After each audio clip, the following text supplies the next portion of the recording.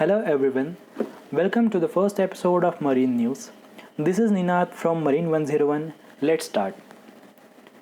As we all know, shipping field is responsible for world trade and every day ships travel worldwide to deliver cargo. Lots of things happen every day in shipping industry which we are going to discuss now. So without a further delay, let's see what's happening in the maritime field.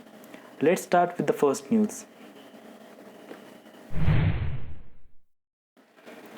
MV Express ship caught fire and efforts to extinguish the fire on board have been ongoing since it was first reported on May 20, just one day after Express Pearl arrived at the anchorage approximately 9.5 miles off the coast of Colombo with a container leaking nitric acid. While dosing the fire appeared to be successful initially, the fire exploded in intensity last week and all 25 crew members and a salvage team from SMIT were evacuated. A fresh strategic partnership have been announced by the International Maritime Industries, that is IMI, and Aviva, which is an extension to their age-old joint ventures. The main intent of this collaboration, which is set for the 10-year period, is the optimization of digitalization across the maritime domain with assistance of Aviva Unified Engineering and Aviva Digital Ship and Shipyard Operations. Next one is a very interesting news from Turkey that Turkey has discovered 135 billion cubic meters of natural gas in a Asmera 1 borehole in southern region of a Black Sea. The region lies in the Sakarya gas field of Mediterranean Sea. This increased the amount of natural gas in the Turkish control to 540 billion cubic meters after total addition. The new gas field is discovered by drill ship Faith.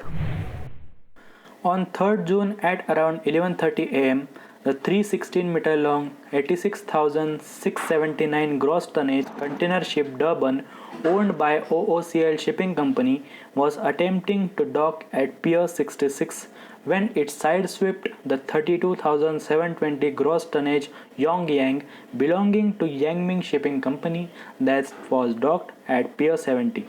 The collision caused one of the 4 container cranes GC8 to collapse. GC8 collapsed onto GC6, causing it to also go down. Workers ran for their lives as 2 container cranes began to crumble on ground. As the cranes collapsed, they hit the stack of containers, causing it to also collapse. The accident left 1 worker slightly injured and other 2 operators trapped inside the cranes. The world's first LNG-powered bulk carrier, HL Green, is a 292 meters long, 45 meters wide, and has a deck height of 24.8 meters, making it world's largest 180,000 tons LNG-powered vessel. The use of LNG fuels can help to reduce critical air pollutants like sulfur oxides and nitrogen oxides by 99 and 85% respectively compared to conventional bunker fuel powered vessels. This case is first in the world where a bulk carrier utilizing LNG fuel successfully completed an overseas trip.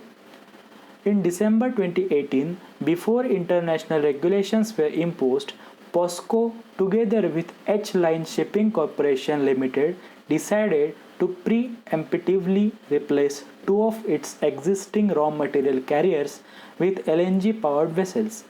Following its completion last December, HL Green had successfully made its first trip internationally.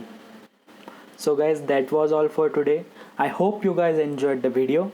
Stay tuned for more amazing and informative videos. Please do like, share and subscribe. See you in the next video. Bye.